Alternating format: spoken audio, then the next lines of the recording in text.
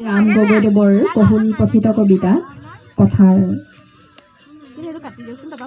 শাওনৰ মেঘমুকুত নীল আকাশ, সূৰ্যস্নাতা ক্লেদময় সেই বিশাল পথাৰ, বিপুল সম্ভৱা নাঙলৰ শিৰলত সোণফলা মাটিৰ কামনা, ঘৰ মাত্ৰ দেশ আৰু দেহাতীত সৃষ্টিৰ চেতনা। কপালৰ ধান লাগি সেউজীয়া পৃথিৱী আমাৰ, তুমি প্ৰাণময়, তুমি জীৱন মালিকা পথাৰ, তোমাৰো স্বীকৃতি আছে। তুমি কোনোবা আদিতম মানুহৰ সংগ্ৰামৰ ইতিহাস আৰু সভ্যতাৰ স্তৰে স্তৰে একোটা নিৰ্ণয় সূত্ৰ। মৃত ম্লান কৃষকৰ সাধনা কঠোৰ নিৰন্ন বিমৰ্ষ আৰু ক্লান্ত শ্ৰান্ত সন্ধিয়াত দুশ্চিন্তা দুঃসহ হৈ পৰে।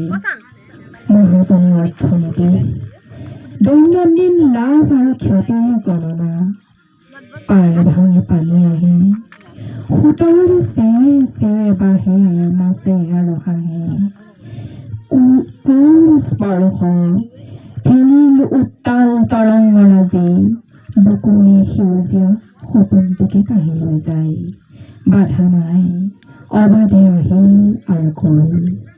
তেতিয়া মই কান্দো আৰু এই পথাৰেও ইনাই বিনাই কান্দে। বিচিত্ৰ অভিব্যক্তি, সন্মিলিত কৃষকৰ সমস্তৰ দৃঢ় কণ্ঠ, বিননিত বিদ্ৰোহৰ জাগৰণ আহে।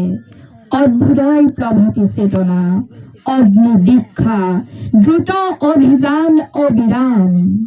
অধিকাৰ সংগ্ৰামৰ